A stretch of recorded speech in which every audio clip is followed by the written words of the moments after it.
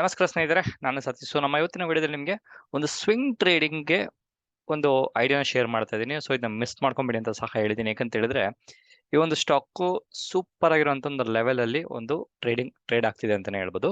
So ಆ ಒಂದು stock ಯಾವುದು, ಅದ್ರ ಜೊತೆಗೆ ಆ ಈ ಒಂದು ವಿಡಿಯೋ ಮಾಡ್ತಿರೋದು ಬಂದು ಸಂಡೇ ಅಥವಾ ಭಾನುವಾರ ರೆಕಾರ್ಡ್ ಮಾಡ್ತಾ ಇದ್ದೀನಿ. ಸೊ ಇದು ಸೋಮವಾರ ಮಂಗಳವಾರ ರಿಲೀಸ್ ಆಗುತ್ತೋ ಗೊತ್ತಿಲ್ಲ, ಬಟ್ ಆದಷ್ಟು ನಾನು ಸೋಮವಾರ ಬಿಫೋರ್ ಮಾರ್ಕೆಟ್ ಓಪನ್ ಆಗೋಷ್ಟ್ರಲ್ಲಿ ರಿಲೀಸ್ ಮಾಡೋಕ್ಕೆ ಒಂದು ಪ್ಲಾನಿಂಗ್ ಮಾಡ್ತೀನಿ. ಸೊ ನೋಡೋಣ ಯಾವ ರೀತಿ ಹೆಂಗಾಗುತ್ತೆ ಅಂತ. ಸೊ ನಿಮ್ಗೊಂದು ಆಪರ್ಚುನಿಟಿ ಸಿಗುತ್ತೆ ಒಂದು ಅನಾಲಿಸಿಸ್ ಮಾಡಿ ಟ್ರೇಡ್ ಮಾಡ್ಕೊಳ್ಳೋ ಪರ್ಪಸ್ಗೆ. ಓಕೆ, ಸೊ ನಾನು ಸೆಬಿ ರಿಜಿಸ್ಟರ್ಡ್ ಅಡ್ವೈಸರ್ ಅಲ್ಲ, ಒಂದು ಡಿಸ್ಕ್ಲೇಮರ್, ನಿಮ್ಮ ಒಂದು ಇನ್ಫಾರ್ಮೇಶನ್ ಪರ್ಪಸ್ಗೋಸ್ಕರ. ಓಕೆ, ಸೊ ನಾನು ಶೇರ್ ಮಾಡ್ತಿರೋಂಥ ಒಂದು ಟ್ರೇಡ್ ಫಾರ್ ದ ವೀಕ್ ಅಂತಾನೆ ಹೇಳ್ತೀನಿ. ಯಾಕಂತ ಹೇಳಿದ್ರೆ ಸೂಪರ್ ಆಗಿದೆ, ಒಂದು ಸೂಪರ್ ಸೂಪರ್ ಸೂಪರ್ ಅಂತ ಹೇಳೋದು ಅಷ್ಟು ಲೆವೆಲ್ ಈ ಒಂದು ಟ್ರೇಡ್ ಆಗ್ತಿದೆ ಅಂತಾನೆ ಹೇಳ್ಬೋದು. ಸೊ ಅದು ಒಂದು 75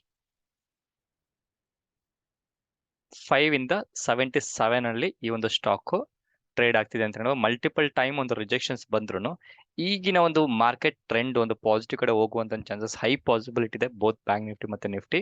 ಸೊ ಅದ್ರ ಜೊತೆಗೆ ಕೆಲವೊಂದು ಸ್ಟಾಕ್ ಸಹ ಒಂದು ಅಪ್ ಟ್ರೆಂಡ್ ಕಂಟಿನ್ಯೂಷನ್ ಆಗ್ತಿರೋದ್ರಿಂದ ಅದರ ಒಂದು ಲಿಸ್ಟ್ ಅಲ್ಲಿ ನಾನು ಪಿಕ್ ಮಾಡಿರುವಂತ ಸ್ಟಾಕ್ ಬಂದು BHEL, so Bharat heavy electronics limited ನ ಒಂದು ಸ್ಟಾಕ್.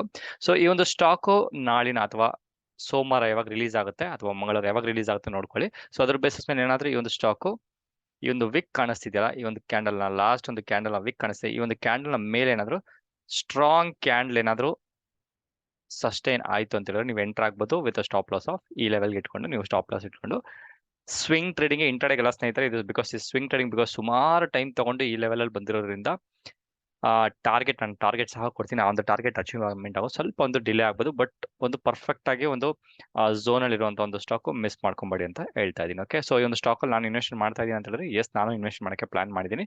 ನೋಡೋಣ ಸೋಮವಾರ ಮಂಗಳವಾರ ಯಾವ ರೀತಿ ಆಗುತ್ತೆ ಅಂತ ನೋಡ್ಕೊಂಡು ಒಂದು ಸ್ಟ್ಯಾಗರ್ಡ್ ಮ್ಯಾನಲ್ಲಿ ಸ್ವಿಂಗ್ ಟ್ರೇಡಿಂಗ್ ಪ್ಲಾನ್ ಮಾಡ್ತೀನಿ. ಓಕೆ, ಸೊ ಇದರ ಟಾರ್ಗೆಟ್ ಸಹ ಕೊಟ್ಟಿದ್ದೀನಿ.